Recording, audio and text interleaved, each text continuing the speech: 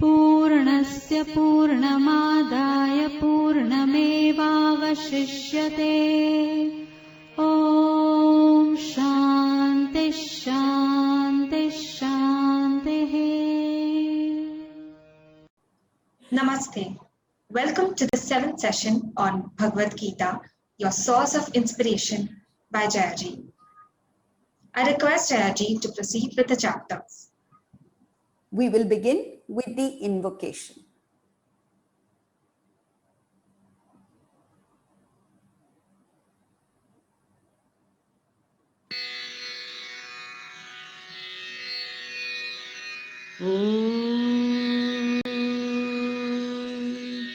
सहना भवतु सहनौ भुनक्तु सह वीर्यं करवावहै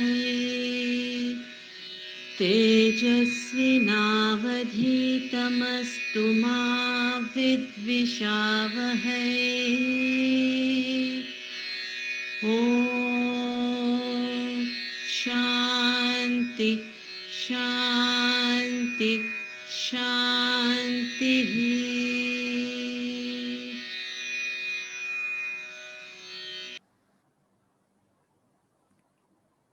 We had concluded chapter 9 yesterday.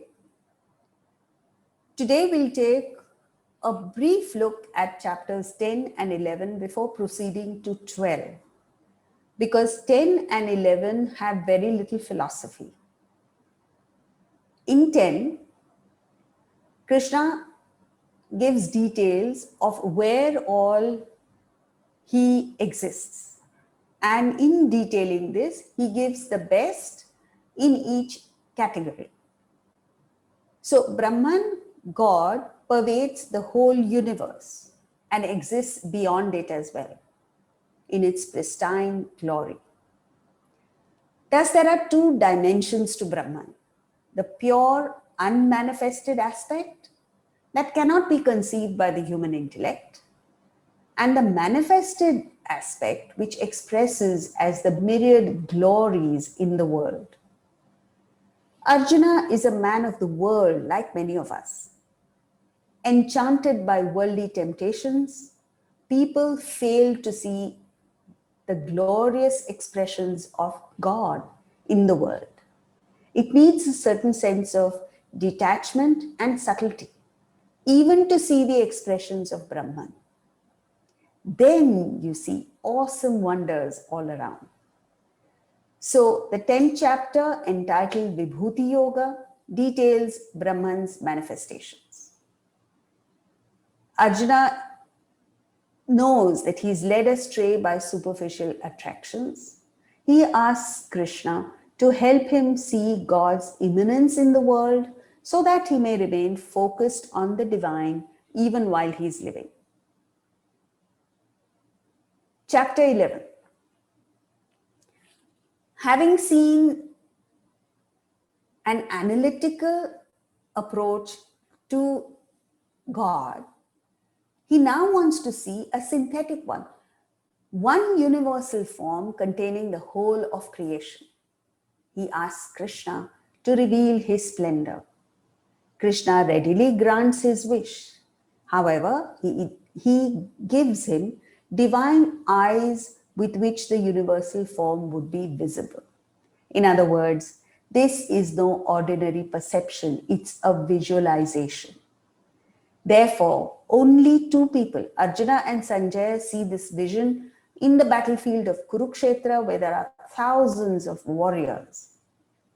They were granted this extraordinary sight by Krishna and Vyasa, respectively. Arjuna is awestruck, dumbfounded by this magnificent display. But unfortunately, these flashes cannot be sustained. You need to go back to your level and work yourself up to find this magnificence in your everyday life. Krishna shows Arjuna a synoptic view of the entire universe. Arjuna sees countless wonderful forms in divine robes, adorned with divine ornaments, with the effulgence and radiance of 1,000 suns, all resting in the body of the God of gods. Filled with amazement, Arjuna bows down with folded hands and goes on to describe this spectacular vision.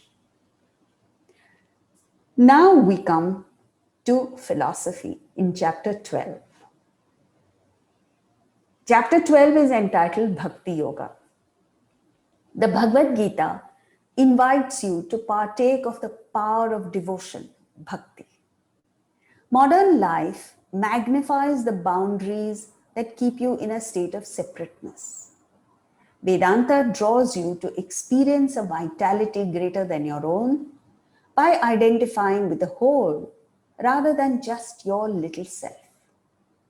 It takes you from a deeply entrenched position of antagonism to one of concern, understanding, and respect. With Vedanta, you move from a feeling of isolation to communication with others, and finally to communion with the divine. You become God. Before we proceed, let's first take a look at what bhakti is not. Bhakti is not praying for things you are unwilling to work for. It is an acknowledgement of nature's bounty, gratitude for all that you have been blessed with. Bhakti is not murti puja or idol worship. It is adoration of the murtis created by God Himself. Bhakti is not denouncement of anybody who does not concur with your faith. It is acceptance of the diversity of viewpoints that converge to realization. Bhakti is not assertion of your will against God's. It is alignment with and submission to God's will. Bhakti is not exclusive allegiance to a particular deity or prophet. It is an inclusive love for all beings. In an orchestra, you see the power of synergy. In the warm-up session, each artist practices his piece separately. The result is noise, cacophony, not symphony. When the show begins, the conductor draws sweet melody from the same musicians. What was noise becomes exquisite music, brought about by performance in unison. Similarly, we are all players in the orchestra of life. Align with the divine conductor and you bring out the melody of life. Without this vision, you only create noise and disturbance.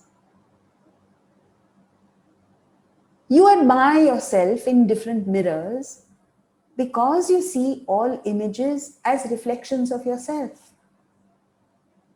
A monkey, denied this knowledge, feels threatened and attacks its own image. Similarly, in the mirror of life, all beings are reflections of your very own self. A bhakta sees this and admires himself in all beings, exults in their achievements, shares in their sorrow. Not understanding this, you feel threatened by others and attack them. The Gita says we are all one. If you see any demarcations, it is because of your delusion. The truth is, there are no differences. When you are body-centric, you see maximum differences. You feel inimical towards others. You speak ill of one, attack another, pull down a third, and eventually succeed only in harming yourself. As you identify with the mind, you begin to see unison within the family. This gives you joy, strength, and courage. A wonderful feeling of oneness with the family members. When you identify with the intellect and have a national ideal, you feel harmonious with all citizens. You see a unifying thread that binds people of diverse backgrounds languages, customs, and religions. Finally, when you identify with the spirit, you see all creatures as a part of you, not apart from you. You see divinity. Love fosters understanding. A mother instinctively knows what the infant needs even without verbal communication. A doctor who feels for his patients develops the uncanny knack of correctly diagnosing diseases. A marketer with genuine concern for his customer knows exactly what the customer needs. This makes for success. Love enables you to zero in on the good and gloss over the bad. When you operate from goodness, you contact the good in others. You create a wonderful team of people, all of whom give of their best and make up for each other's deficiencies. However, when there is no love among people, the bad qualities come into sharp focus and the good is ignored. Everyone functions from his lowest, vitiating the atmosphere and ensuring failure. So, if you focus on a person's imperfections, it only means you lack the ability to see oneness. Change your feelings, your attitude towards the person, and miraculously, you find that he is not so bad after all. Desire and ego block your vision of reality, bind you to the world of finitude and limitation. When you align with the Lord, you get purified of both desire and ego. Your attention shifts from thought of self to thought of God. God takes precedence over the individuality. Desire and ego are no longer fed, they wane away. With constant focus on the Lord, you become meditative, and meditation removes the last traces of desire and you merge with God. Now, Arjuna is not sure which path to follow, the path of devotion or the path of knowledge, whether to worship a form or the formless reality directly. The chapter begins with Arjuna's query to Krishna: which of the two is superior? Krishna answers, both paths lead to realization. However, form worship is best suited for emotional people like Arjuna, while intellectuals take to formless worship.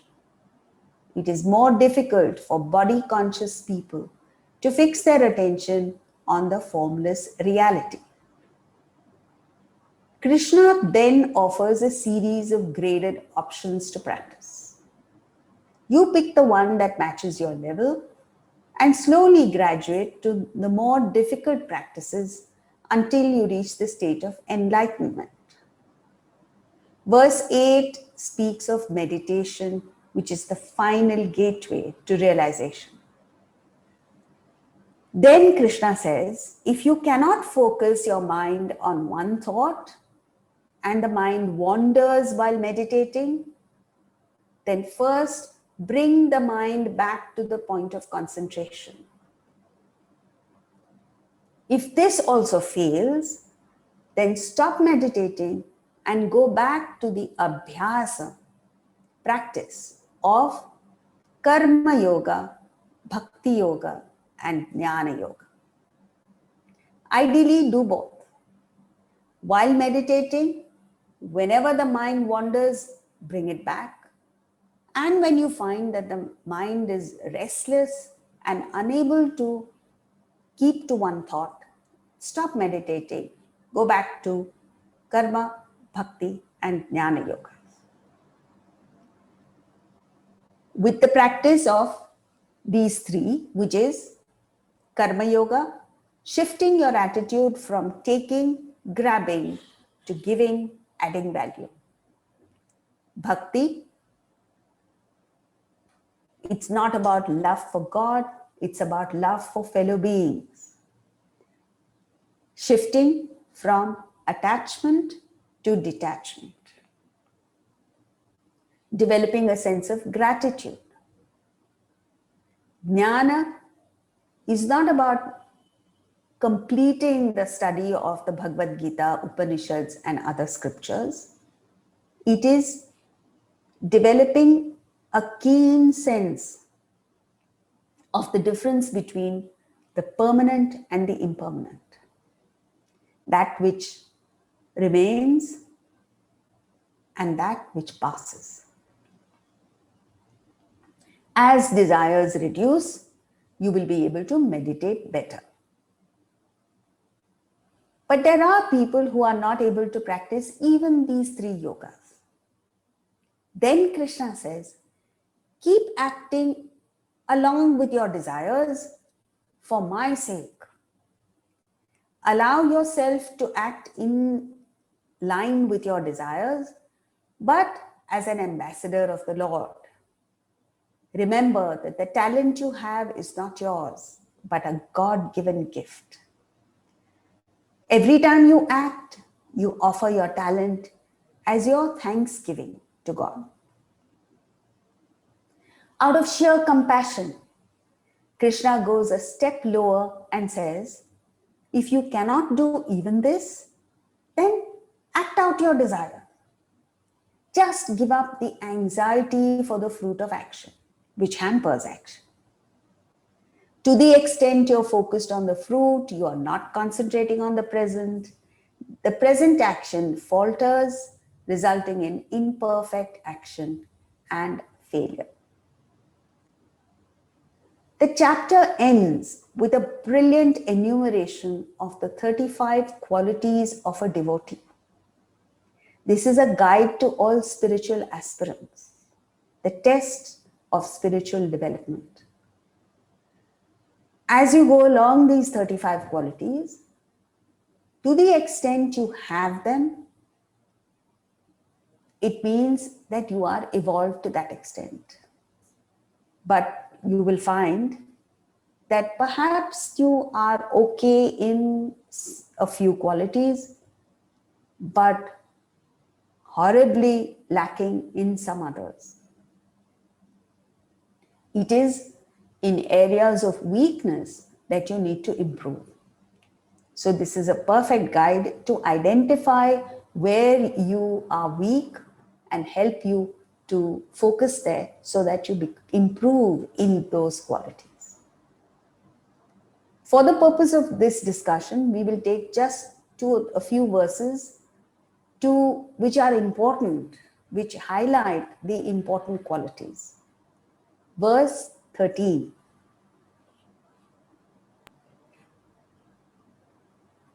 अद्वेष्टा सर्वभूतानां मैत्रः करुण एव च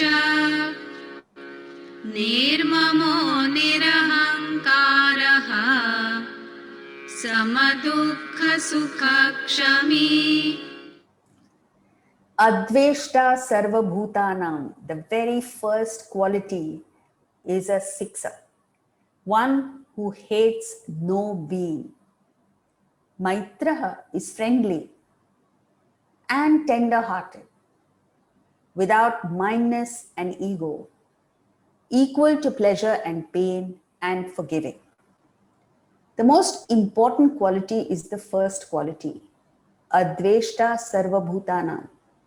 How can you love an unseen, unknown God if you cannot feel for those you interact with on a daily basis?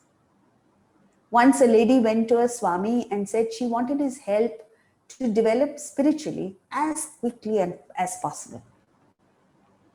The Swami, instead of telling her to study the Bhagavad Gita, told her to go home and immediately hug her mother-in-law.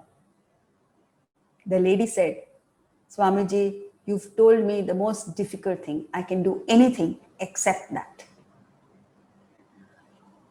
Look for a common chord.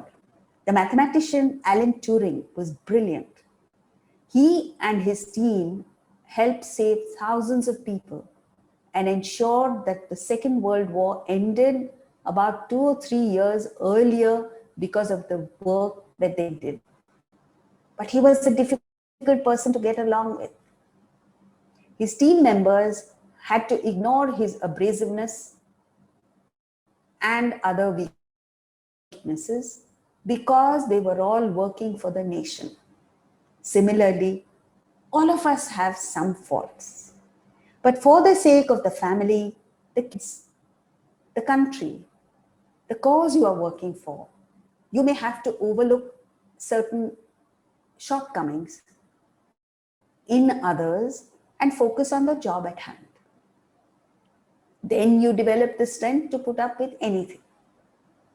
Hatred must go from within, not just empty words. Otherwise, you're waiting for an opportunity to pounce on the person you dislike. Where do you begin? Start with the person you dislike the most, because that is what hurts you the most. It destroys your most valued relationship. How do you overcome hatred? Krishna in chapter 3 gives a very valuable tip. Understand that gunas function. Guna guneshu vartante iti matva na sajjate. Nature prevails. Look at the animal world.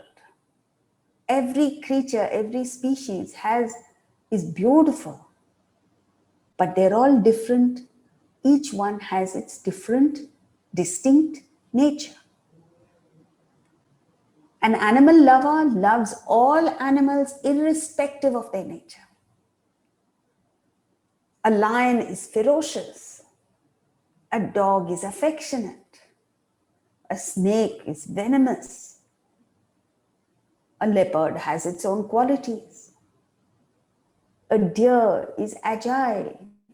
Elephant is slow, so on and so forth. When you understand that the nature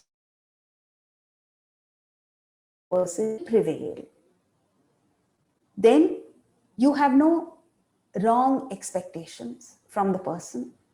Just as when you have to contact a lion, you understand that here is a ferocious creature, I need to protect myself.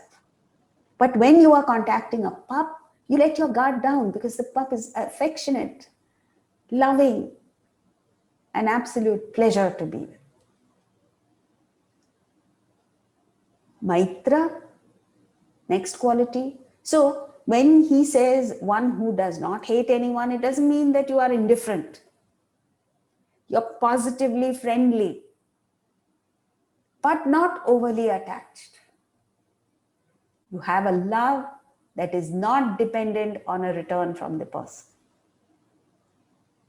Karuna, compassion for those less fortunate.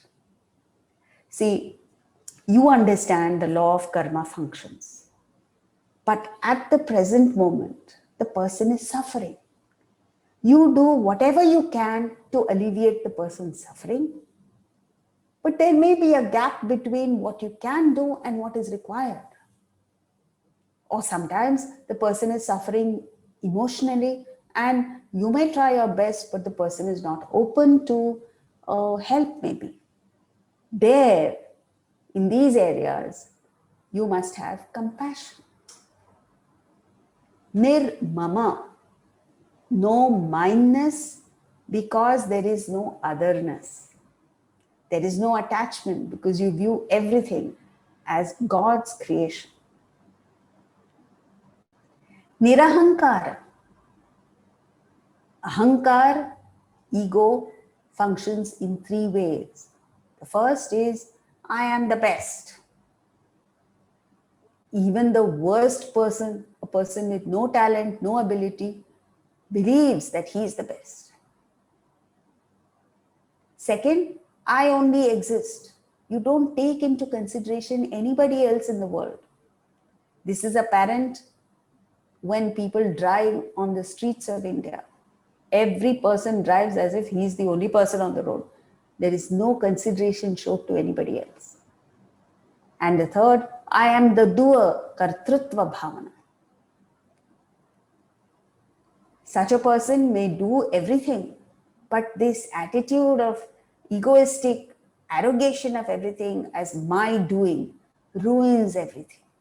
You feel like saying, please don't do, if you have this horrible attitude. A bhakta, devotee, attributes everything to God. So he is unperturbed by anything. Nothing makes a difference to him. He doesn't feel he is supreme. He doesn't feel that he only exists. And certainly he doesn't feel that I am the doer. Sama, dukkha, sukha. To the extent you rise to the higher, you are samam to the lower, unaffected. We get affected because of likes and dislikes. When your like is fed, you're happy. When your like is not fed, you're miserable. But you need to understand the intellect has to come in and understand that the world cannot cater to one person's likes and dislikes, only your likes and dislikes. Besides, your likes and dislikes change. How did you feel about your spouse the day you got married? How do you feel now? There's a difference. So, this will change. This is a kaleidoscope of change. Within this, if you function on obligation, if you commit yourself to a higher goal, you're risen to a higher understanding, then you're unaffected by what's happening at a lower level. Just as when a man is playing with his young 5-year-old nephew a game of Ludo or snakes and ladders, you think it matters to the uncle whether he wins or not. He is playing to give pleasure to the child. And he may in fact cheat to lose so that the child gets the pleasure of winning. He's samam to a win or a loss in the game. Kshami, forgiving. There is a saying in Sanskrit, Kshama virasya bhushanam. Take a look at animals. We don't condemn them. We understand, and there is no question of forgiveness, just understanding. So forgiveness is complete understanding. Once in London, in a zoo near London, a lion attacked the zookeeper, as a result of which he died. And there was a debate whether they should put down the lion. On TV, they interviewed his wife, the zookeeper's wife, and asked her this question. Do you think the lion should be put down? In spite of her grief, she said, no, the lion should not be put down because it's not the lion's fault.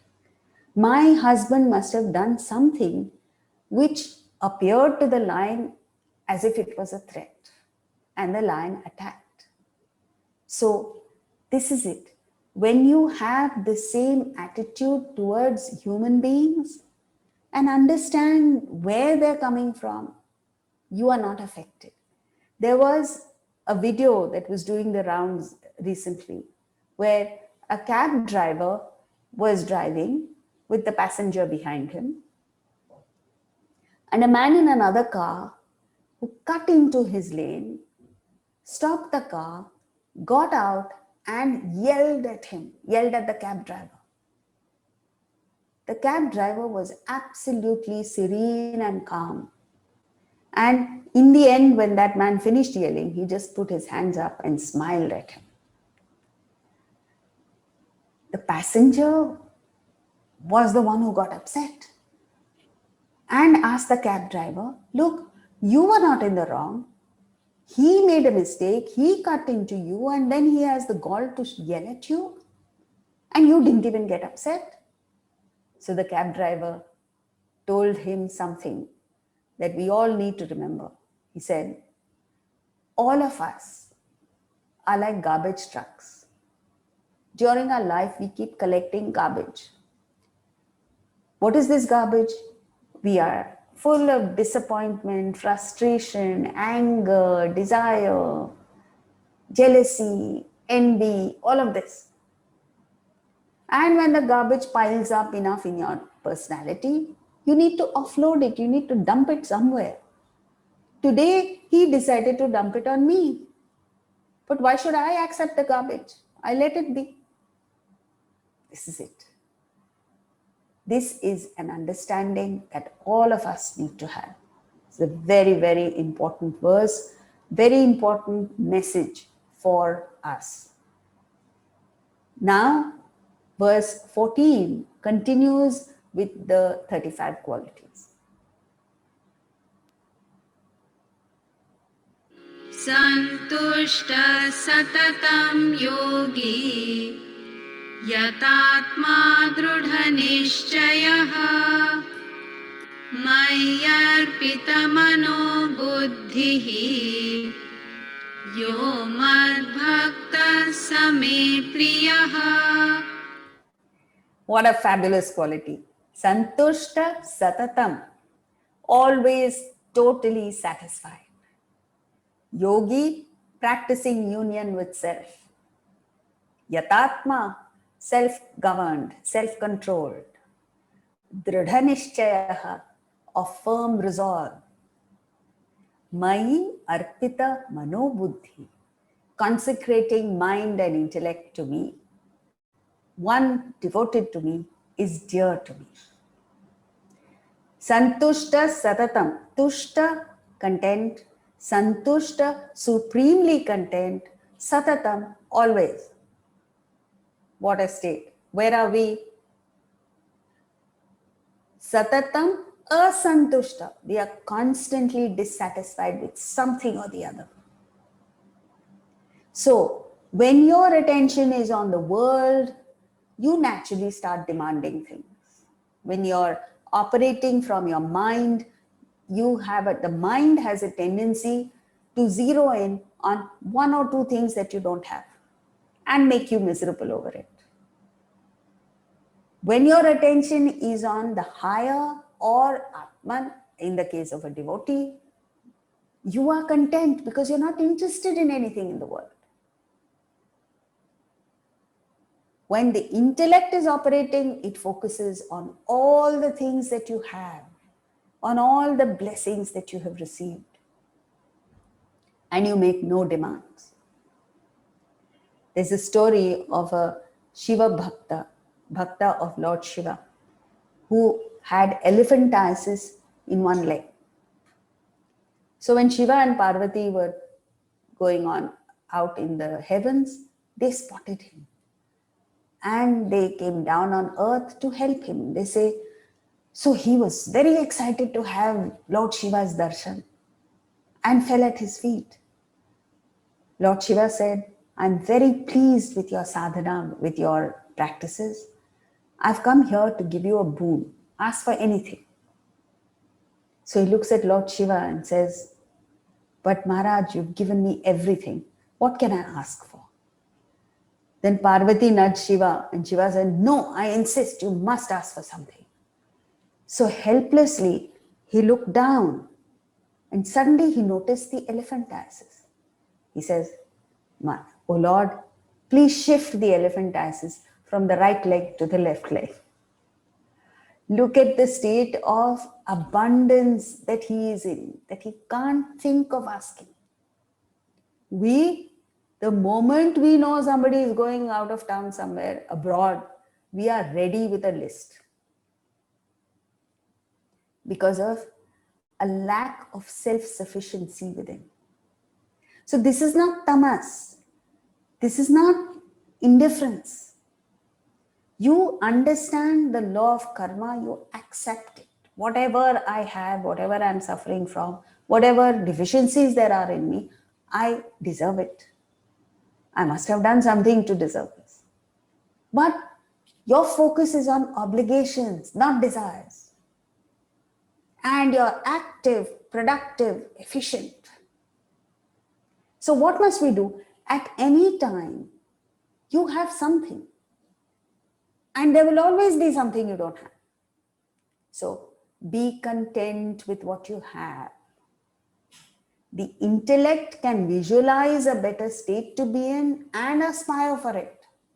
You can work hard for a better state, but at any stage, the mind is calm to facilitate further growth. Only when the mind is calm is the intellect sharp and you perform perfect action. So you must understand that you get what you deserve, not what you desire.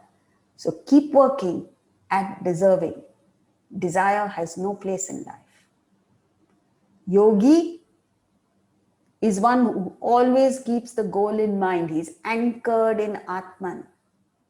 All actions, emotions, thoughts are oblated to the achievement of that goal. He never deviates from the path. We are constantly off course. So there is course correction required all the time. Yatatma, self-governed, self-controlled. So once you fix the goal is the reference point against which everything is measured. So if you want to do something and it interferes with your progress to the goal, only then you say no to it.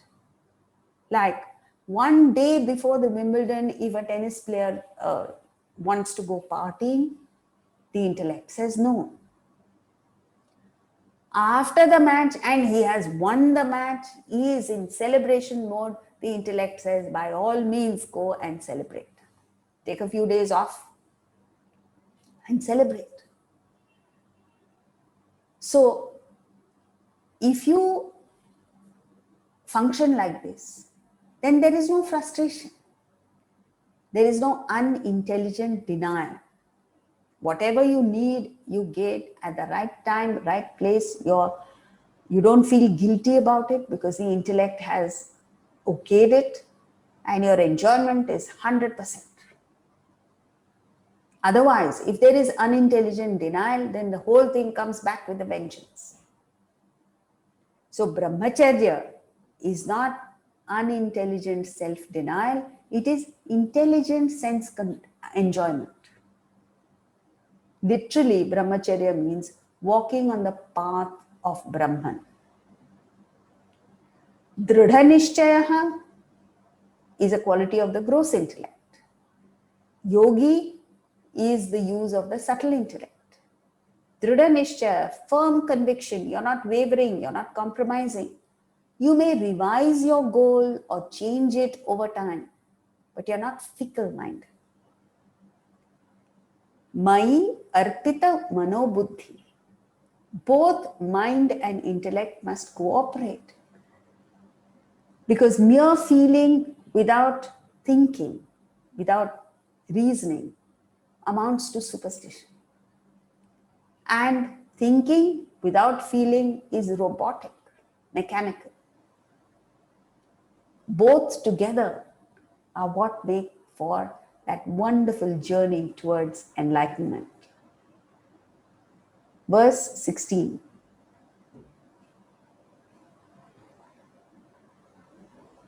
अनपेक्ष शुचिर्दक्षः उदासीनो गतव्यथः सर्वारम्भ परित्यागी यो मद्भक्तः स मे प्रियः.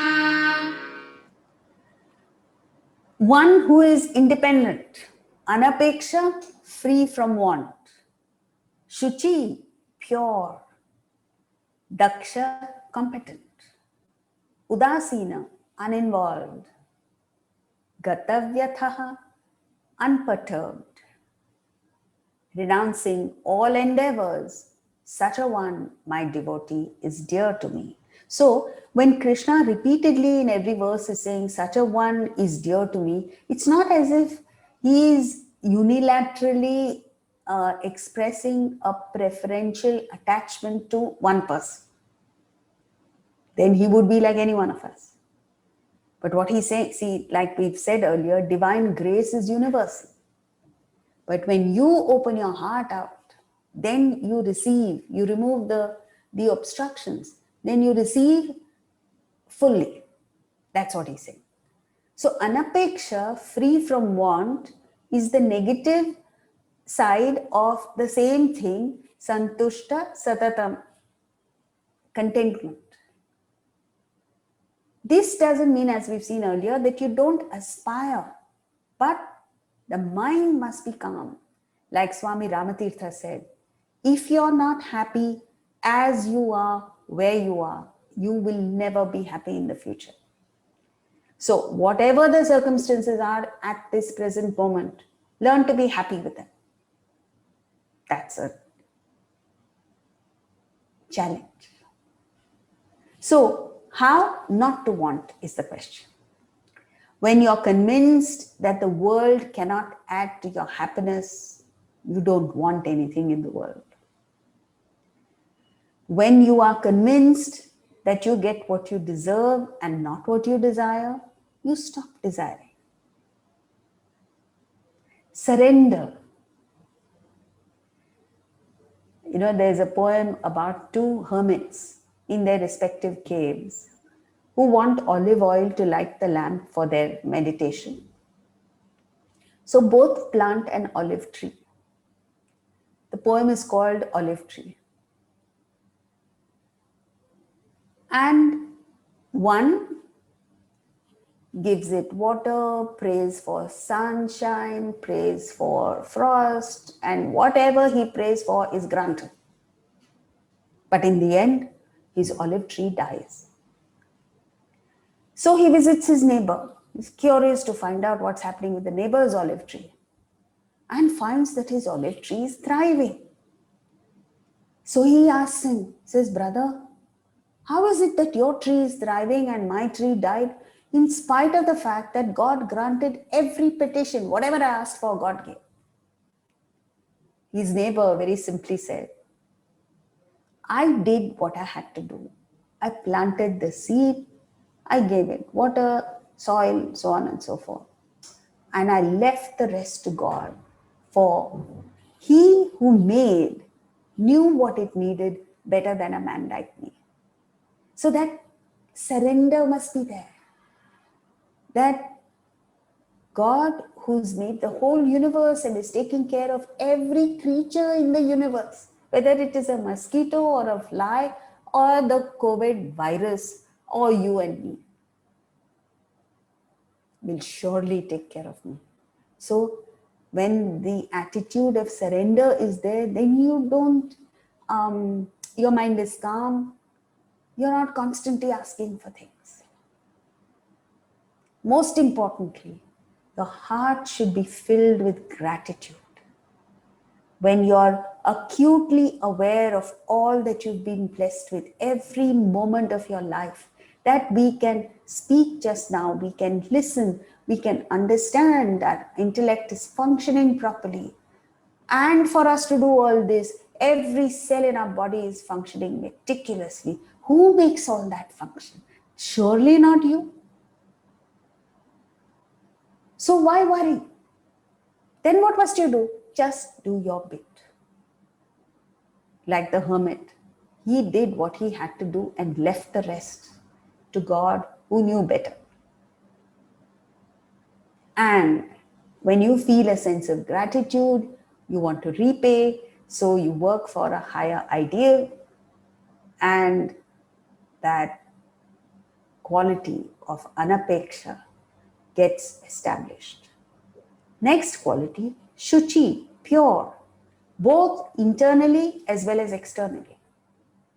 In the absolute sense, only Atman, the self, is pure. Everything else is impure. Vasana is the impurity in us. Ignorance. Ignorance of the self is vasana. Out of that ignorance comes thoughts that go out into the world, and these are the desires. I want this, that, and the other. And then comes action. A bhakta is acutely aware of the impurity of vasanas and is trying his best to purify his personality. So he's conscious of dirt at all levels. This doesn't mean he has a fetish for cleanliness, obsession for cleanliness. No. He understands that in order to get rid of vasanas, it is important for him to keep the environment clean, the body in proper shape, the mind pure, entertaining positive emotions, the intellect clear, pure, uncluttered, and life should be uncomplicated. All this makes for Shuchi. In India, we have a horrible lack of awareness of dirt. We seem to be quite comfortable in garbage, in unclean environments. And this should be the number one learning for us in this COVID crisis. Daksha, next quality, smart, clever, skillful, alert, quick, vigilant, and prompt. All these make for success. Such a person can do any job well. So a bhakta is not an idiot. Most people feel that someone whose thoughts are on Atma and God is a total nincompoop as far as the world is concerned. Not true.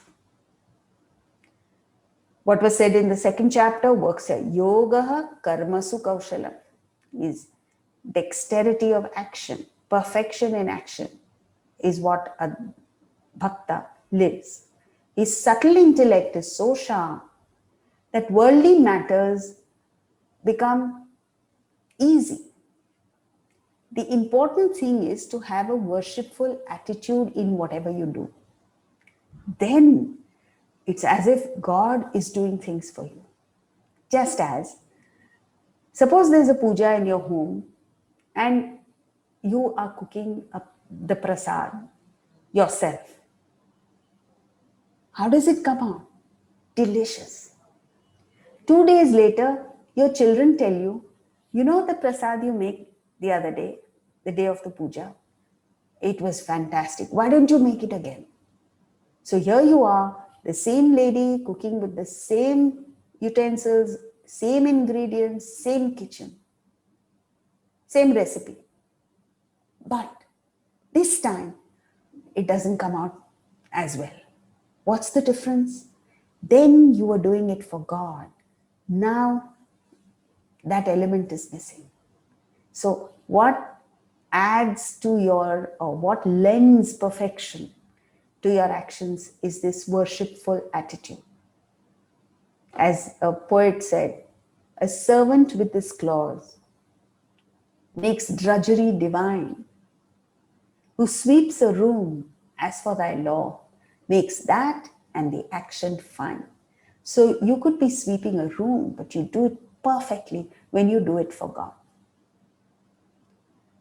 Next quality is udasina, unconcerned. Why? Because you're concerned with the higher, not the lower. This is an interesting combination of two qualities. Daksha, skilled, clever, hands-on. Udasina, unconcerned. So, udasina minus daksha. If you're unconcerned but you're not efficient, it is tamas, you're indifferent. If you are daksha, expert, skillful, but not udasina, you're attached, involved, and agitated, that is the state of rajas. But this incredible combination of udasina and daksha is what makes for sattva. When you understand that per se the action has no value, but because it helps you to reach the state of self-realization, there is a sanctity to it.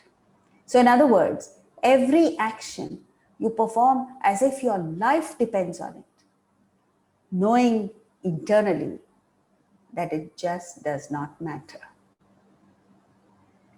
This then takes you to the next quality, gatavyathaha, untroubled. What causes the trouble? Desire. A bhakta is free from desire because he has desire for God.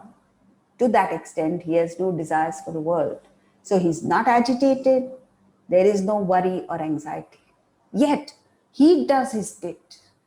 He contributes significantly to the world. He just performs his obligation. Sarvarambha parityagi. No feeling that I have started anything, even though he may have started everything. Like Krishna, he was active, dynamic. He was the one who lent beauty to everything around him. He was the one who saved his people from Kalia, the snake. He is the one who gave shelter to them when it was raining so much. He held the whole mountain for them. He is the one who helped the Pandavas gain victory over the Kauravas. But within himself, he had the feeling that I have not started anything. Activities are flowing since time immemorial. Who are you to say I have started anything? Understand that you are just a spoke in the wheel of life. So you don't have this arrogation of anything to yourself. So many people have contributed. I have this opportunity of doing my little bit. I do it to the best of my ability. That's it. What gives you the right to say, I have done it? A bhogi, the lowest quality of person, he has this arrogant attitude that I am the doer. A yogi or sannyasi feels we are all doing it together.